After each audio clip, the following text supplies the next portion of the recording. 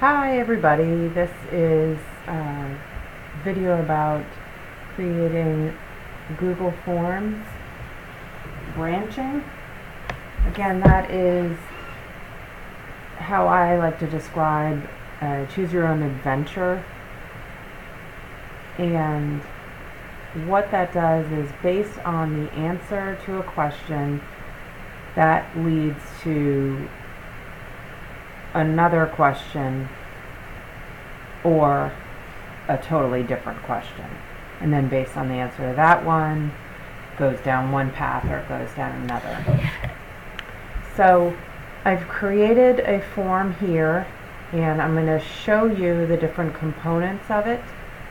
So the adding of questions is the exact same for any kind of form that you create. The key to Google Forms, if you want to do branching, is the use of sections, because each question, in order to say where it's going to go next, you're choosing it based on a section. And a section basically divides the questions from each other. So I used an example at one point. You could use sections if you wanted to have more than one reading passage. So you could put a poem in one section and have a couple questions about that, and then you could have a whole nother section that's maybe got a short story, and then you have a bunch of questions there. So visually it could divide things up for students. In math, maybe you have a calculator and not calculator section. It certainly can help with students who need only one question per screen. Sometimes some of our special ed students need visual like that, and many students do. It also mimics the SOL like that. But sections are required for branching in order to make it work. You can use either multiple choice or you can use drop-down questions, and really it's the same thing because they're still just choosing an answer out of several options. It's just how it displays. So I titled my form, and then I went ahead and put in my first question. The other thing with branching is that it's really all about the planning. Some people plan it all ahead of time, almost storyboarding, like they write out, okay, this is question one, and if they pick this answer, they go in this direction. If they pick answer, this direction, and ends up almost looking like a big family tree kind of thing. Branches going everywhere, hence it's called branching. Some folks like to just create it as they're going, making up the questions as they go, and that certainly works as well because you can move sections around and you can move questions around. So that's really personal preference about how your brain operates and how you process information. So my first question, I put which is a country, and I've got my four answers here. In the bottom right, the three vertical dots, I click go to section based on answer. Then I put my next question in, more practice about countries. That's my section, and then I added the question which is not a country, and then I click the three horizontal dots and I have go to section based on answer. I'm going to go back up to the first question here. So the moment I put these three vertical dots and I click go to section based answer, now I have these drop downs. Okay, this is what allows me to choose which path that particular answer will go to. Now, my purpose of this is, okay, I need to know if they understand about countries. I need to find out some knowledge about geography. Personally, I don't care if this is correct or incorrect. I want to have them answer another question about countries because just in case they were a good guesser, okay? So I could individually go through here and say, okay, go to section 2, regardless of the answer. I could change those all to section 2. Or, because it doesn't matter what the answer is, I could just say go to section 2. After section 1, go to section 2. Now, This one is, again, for everybody, whether you got number 1 correct or incorrect.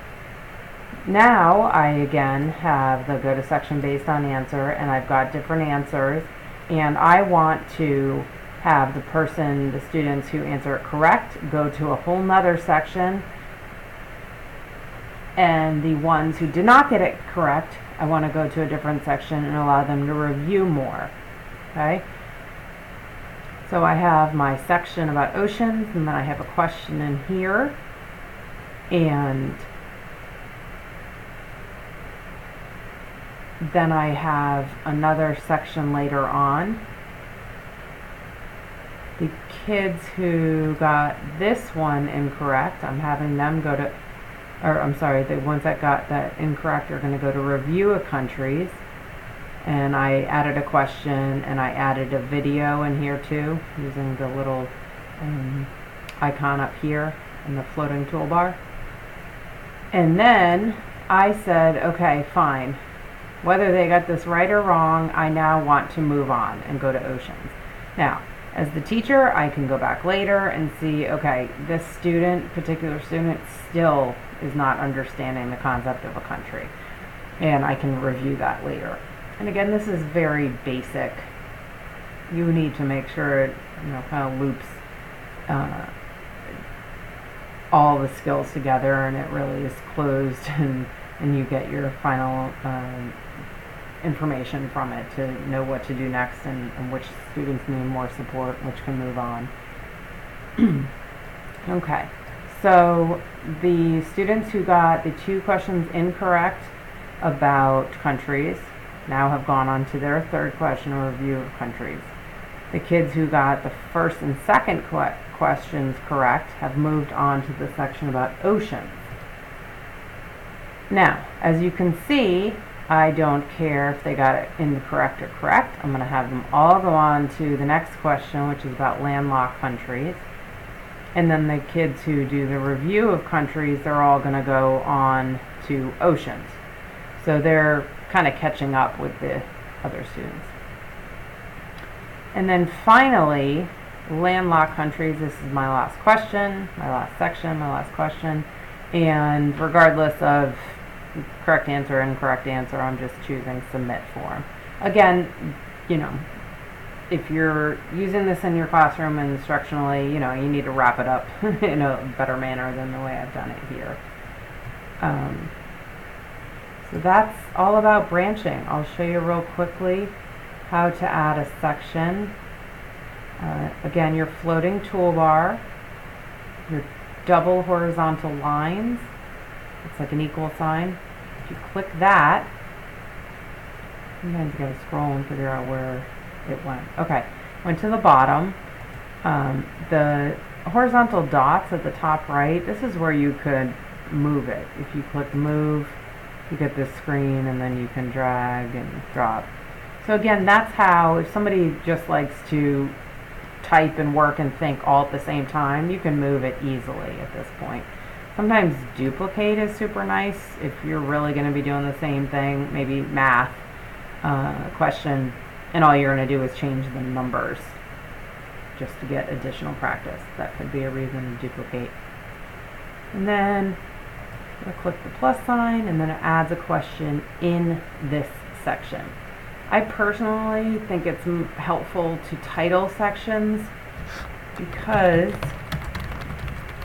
when you use your drop down of which section next, it's easier if there's a title, especially if you add a lot. You could be like, okay, well, what is the logical next step for that student? So you don't have to, but I just think it's good for the kids, because then they are like, okay, well, that's what this question is about. That's this topic, this skill, this idea. But for you building it, I think that's helpful. And then your question, again, you can use multiple choice or drop down. It really doesn't matter. You would type whatever your question is. What is the capital?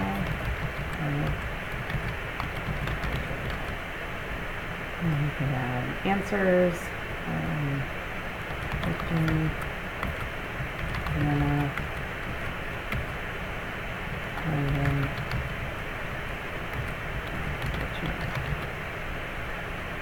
And then you want to click your 3 vertical dots, go to section based on answer, and then you get drop downs right here. And then you can choose. So either you choose one that's already there, or again, you go through and you add another section and add another question. So again, planning is the key when you're talking about branching. Some folks plan it all ahead of time, and some folks plan as they go. That's the gist of branching. Have fun.